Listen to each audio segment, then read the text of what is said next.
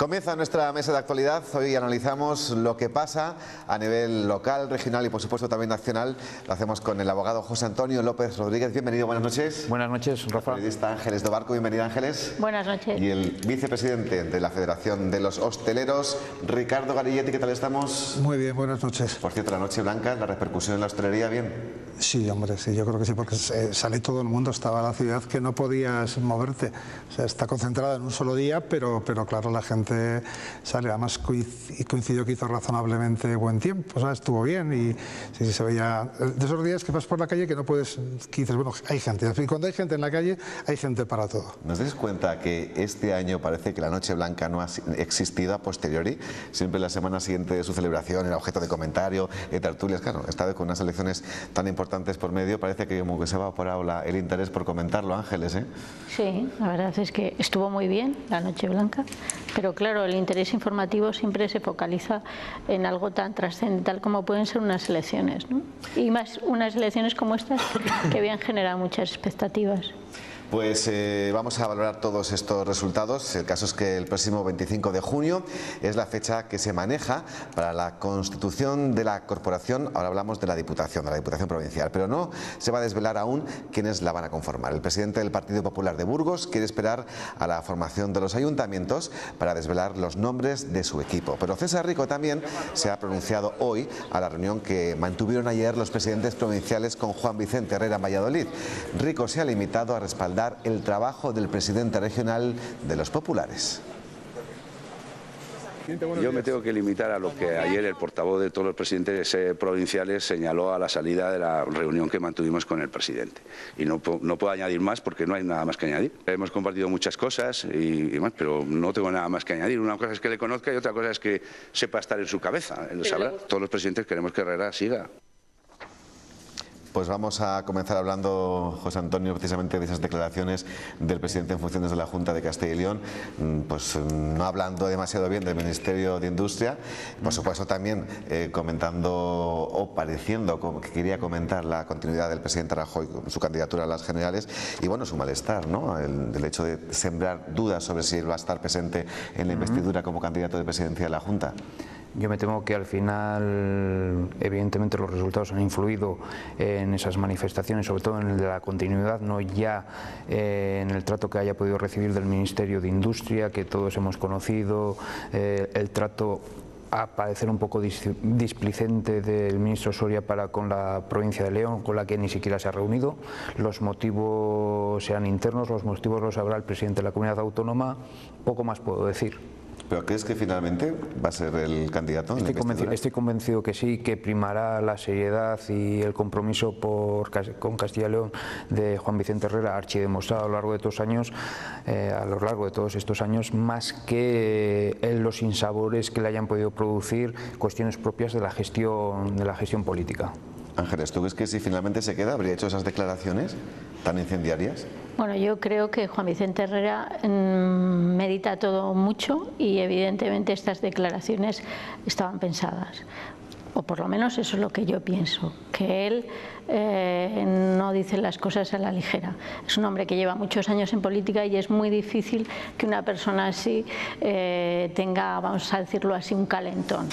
No, él sabía lo que estaba diciendo y yo creo que es que había mucha gente dentro del propio Partido Popular que ya estaba cansado de ver cómo el presidente no toma ciertas medidas en momentos muy determinados que son críticos y que, por ejemplo, han supuesto un gran desgaste para el Partido Popular. Entonces, esa es la primera parte de tu pregunta, pero luego la segunda parte, si Juan Vicente va a ser el candidato, yo creo que sí, pero que va a durar muy poco tiempo. O sea, Juan Vicente Herrera posiblemente a mitad de la legislatura o antes se irá. Es algo que ya sucedió en su sucesión, o sea, cuando Lucas dejó el testigo no lo dejó al final de una legislatura, sino que lo dejó entre medias. Y entonces lo único que tenemos que saber más adelante es quién va a ser esa persona, porque se ha hablado de Rosa Baldeón, pero yo personalmente creo que Rosa Baldeón no va a ser, que hay otro tapado y que esa persona será la que sustituirá a Juan Vicente Herrera. ¿Y eso piensa que es porque es ministrable Juan Vicente Herrera? Bueno, Juan Vicente siempre se ha oído que iba a ser un ministro dentro de las carteras del PP, desde hace muchos años, no es de ahora. Pero evidentemente tampoco había una persona suficientemente preparada en el Partido Popular o bueno, no han considerado en ningún momento cambiar al presidente. Pero posiblemente sí, o unas elecciones europeas. Pero vamos, yo creo que no terminará la legislatura. El caso es que su descontento es público y es notorio, y eso, Ricardo, que ha sido el candidato popular al que mejor le ha ido a nivel nacional en cuanto a resultados de su partido. Claro, yo tengo una opinión de Juan Vicente Herrera distinta, o sea, no es el político al uso que existe. Entonces yo creo que es una persona que, entre otras cosas, es honrada. La política le vino un poco de refilón, que lleva mucho tiempo en política, y a mí me parece una excelente persona. Entonces yo creo que todo eso hace que él la política no la vea desde un punto de vista tan de tengo que agarrar a este clavo como sea. Entonces se pueda permitir, no solamente con Soria, sino en su momento con Montoro, el defender a su comunidad como lo ha hecho, aunque sea contra su propio partido. Es una pena que se vaya. A lo personal, yo creo que todo el mundo tiene etapas. A mí particularmente me daría pena. Yo creo que sería malo para Castilla y León. Y espero que continúe, porque además lo de ser ministro del PP ahora es más difícil, o sea, a partir de las próximas elecciones, no sabemos, sería un magnífico ministro, pero me gustaría que continuara Juan Vicente, porque esta comunidad tiene mucho camino por recorrer. En el momento que entramos va a ser un momento muy conflictivo, y esos 4 años yo le pediría que completara los 4 años. Bien, hablábamos también al principio y veíamos en imágenes y escuchábamos al presidente de la Diputación Provincial, César Rico, que pues, ya tiene que empezar a pensar cuál es la corporación. En la Diputación el Partido Popular sigue teniendo mayoría absoluta por los pelos, pero ¿qué os parece, José Antonio, un dato? Porque de las elecciones locales, del pastel del Ayuntamiento, evidentemente hay un reflejo luego en la representación de la Diputación.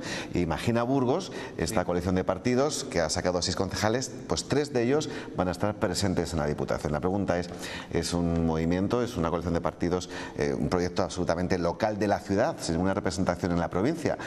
¿Qué papel pueden hacer estos concejales ahí? Yo entiendo que quien mucho abarca, poco aprieta, y no van a poder estar presentes tanto en las decisiones del ayuntamiento como en la propia corporación. Se podrá dar el caso que coincidan juntas de gobierno, que van a ser muy importantes a partir de este momento, con otros actos o con comisiones de las distintas corporaciones, tanto de Diputación como del ayuntamiento, y las votaciones pues van a estar un poco constreñidas.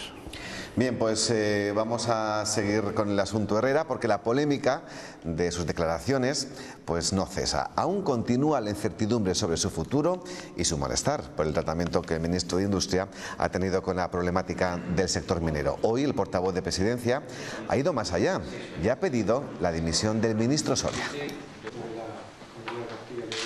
El ministro Soria contestó, yo creo que de nuevo demostró lo que es una persona a las críticas, contestó a las críticas del presidente Herrera, contestó de nuevo de forma soberbia y arrogante. Yo creo que ha hecho méritos suficientes o para dimitir o para ser cesado. No sé si ustedes en la mesa coincidirán ya, Ángeles, esto es el acabose, que el portavoz del gobierno autonómico pida abiertamente la dimisión de uno de los suyos. El malestar tiene que ser tremendo. Hay mucho malestar, eso es evidente. Hay mucho malestar también entre los ciudadanos con medidas que se han tomado en los últimos años. Y yo creo que lo que sí que es cierto es que los partidos están abocados a una renovación. Si no hay una renovación en los próximos años, difícilmente van a poder cambiar un poco el escenario que ha existido hasta ahora. El bipartidismo en estos momentos está, si no muerto, agonizando. Entonces las próximas elecciones generales son una prueba de fuego para los dos grandes partidos y bueno, pues se juegan mucho. Los partidos, por otra parte, son muy endogámicos, ese es otro de sus grandes problemas, sobre todo los partidos, vamos a decir así, como tradicionales, los que llevan muchos años en el poder. Y es muy difícil modificar los aparatos de los partidos. Entonces va a ser complicado, va a ser muy complicada esa transformación.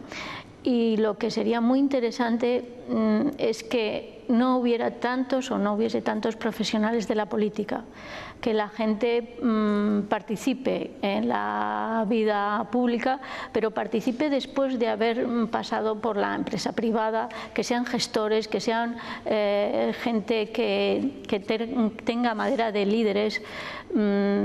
Es que la verdad las listas electorales son un poco deprimentes.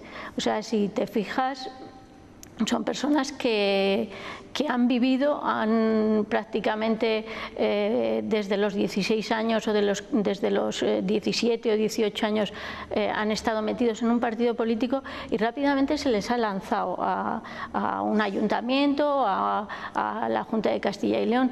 Yo creo que deben ser mucho más flexibles, buscar gente, que sí que la hay, o sea, la ciudad y la provincia tiene gente de sobra preparada, muy bien preparada, pero que ha tenido otra trayectoria y que puede aportar mucho a los partidos políticos y, bueno, modificar y renovarse. Hay que reinventarse, lo hemos dicho en otras ocasiones en esta misma mesa. Los partidos se tienen que reinventar porque el ciudadano en estos momentos tiene muchos mecanismos para conocer las situaciones y las redes sociales están funcionando muchísimo, Internet está modificando todo esto y antes, por ejemplo, eran verdaderos desconocidos y ahora todo el mundo sabemos quiénes son, cómo son, de dónde vienen y qué es lo que pueden hacer por nosotros. Has dicho que el bipartidismo está agonizante. ¿Creéis que se puede sacar esa conclusión a raíz de los resultados electorales? Lo digo porque solamente en la provincia de Burgos PP-PSOE han llevado el 60% de los votos. Yo no creo que el bipartidismo esté agonizando. Lo único que existen pretensiones en este momento de determinadas formaciones políticas de protagonizar ese bipartidismo, de trascender más allá de los partidos, como dice Ángeles, tradicionales y sustituir a esos partidos para seguir cumpliendo el rol que ellos dicen que han cumplido ese tipo de partidos. Pero no creo que esté agonizando y, como tú bien has dicho, el dato objetivo y real es ese 60% de los votos. Ricardo. Yo creo que, y yo estoy con Ángeles en ello, o sea, yo creo que está muy tocado, no está agonizando, pero dependiendo de cómo se cambie o de cómo cambien los conceptos de política en los dos grandes partidos, puede llegar a agonizar. O sea, en el momento que planteamos que todos son profesionales de la política, pero no de lo suyo, con los movimientos que ha habido de corrupción en varios partidos, no solamente en el Partido Popular, la sensación del ciudadano es decir, bueno, aquí la gente viene para llevárselo directamente, que no es cierto, porque yo creo que el 90% o no sé qué porcentaje de los políticos no van con esa idea, pero necesita que entre aire fresco y si es posible que haya un problema, si es posible que entre gente que tenga experiencia en gestión. Pero de alguna forma la política lleva una sobrecarga encima muy complicada de gestión, que es que una persona, un profesional, un buen gestor de una empresa, al final dice, bueno, ni loco, ¿no? Porque el concepto de funcionamiento de un ayuntamiento yo creo que requiere un caparazón y algo que en la propia empresa privada no estás acostumbrado. O sea, las decisiones son más rápidas porque si no las tomas automáticamente te caes. Y en el ayuntamiento puedes soportar todo porque luego ya lo pagará el ciudadano vía contribución. Pero es más complicado. Pero sí que es cierto que cierta sociedad civil preparada en algún momento y viendo cómo está, debiera dar un paso adelante y decir, bueno, pues mira, yo me postulo porque creo que estoy preparado a hacerlo. Eso tiene que haber primero una catarsis para que políticamente la idea del político cambie un poquitín. Sí, pero a lo mejor lo que necesitamos es un poco más de ilusión. Y para tener un poco más de ilusión, a lo mejor también es necesario que la propia composición de las listas, el hecho de que nos permitan a lo mejor votar a personas, no a partidos, eso nos ayudaría posiblemente a recuperar esa cierta ilusión, ¿no? Me coincido con ese diagnóstico porque en el momento que uno no sabe a quién votar es que mucha ilusión no tiene. Claro, desde luego. Y luego la limitación de los mandatos. Evidentemente, el que una persona prácticamente esté durante 20 años en un ayuntamiento, eso desgasta, eso produce hasta cierto punto pues cierto malestar en los ciudadanos. ¿Y si sus vecinos le quieren así a ese alcalde eterno? Pero crea vicios, es muy, sí. O sea, al final el poder, por desgracia, corrompe y el poder está a largo plazo más todo. Te tienen que haber votado durante 20 años. Bueno, pero como la lista es cerrada, Sí, tú puedes ser número 2, puedes ser 3, 4... Pero las listas abiertas al fin y al cabo seguirían controladas por el aparato del partido. Seguirían siendo listas votadas por los propios militantes. Pero cuando tú votas a alguien en nombre, ya se preocuparía el partido de meter personas que puedan tener tirón por su valía. Cuando al final da lo mismo... Es muy difícil, Ricardo, tú mismo lo has dicho. Cuesta. Es muy difícil convencer a gente que tenga esa capacidad de liderazgo, que tenga que asumir, aparte del día a día de su empresa, de su negocio, del liderazgo de su negocio, de buscarse las habichuelas, como vulgarmente se dice, para asumir otra mayor carga que muchas veces lo único que le produce son sinsabores. Sí, es muy difícil convencer a la gente. En el comienzo de la democracia ocurrió.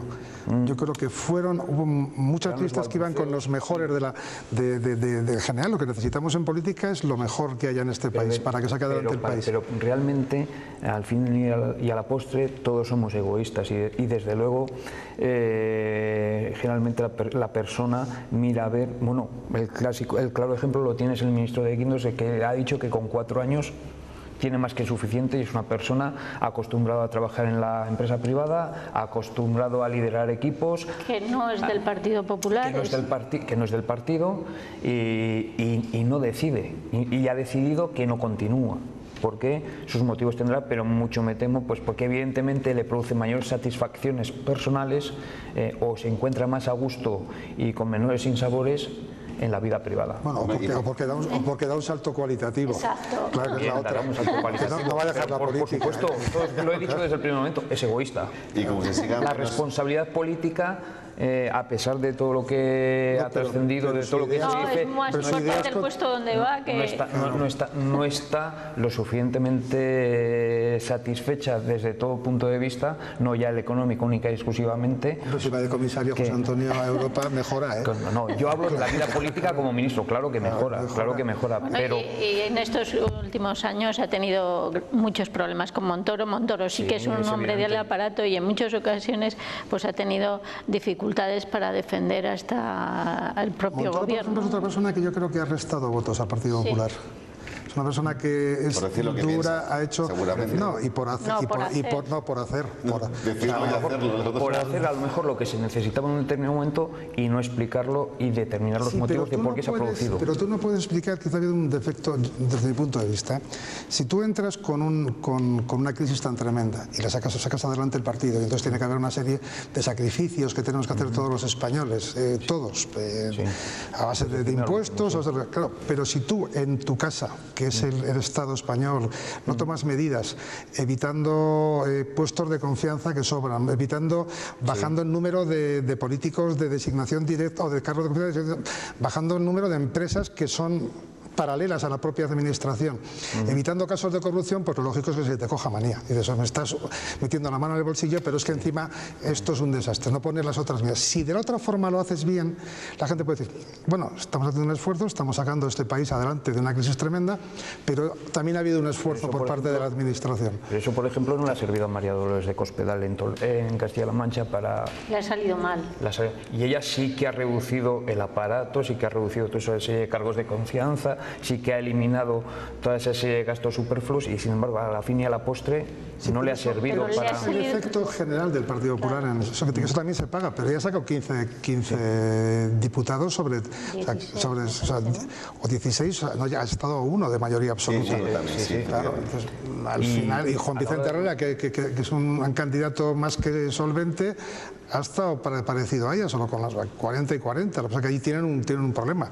Los otros 16 o 17 son PSOE e Izquierda Unida o PSOE y Podemos, claro. Respecto a lo que es la renovación de la lista e introducción de gente profesional, Javier Lacalle ha hecho eso, introducir gente profesional, eliminar a otra serie de gente y sin embargo tampoco se ha traducido en votos. O sea que, sin perjuicio de que eso sea un criterio a seguir, a lo mejor no es el único a seguir. De la candidatura local vamos a hablar enseguida porque llevamos toda la semana hablando de y con los candidatos que han tenido representación en el Ayuntamiento de la capital tras las últimas elecciones locales. Pero hoy nos vamos a acordar de aquellas formaciones que lo intentaron pero que se quedaron en el camino.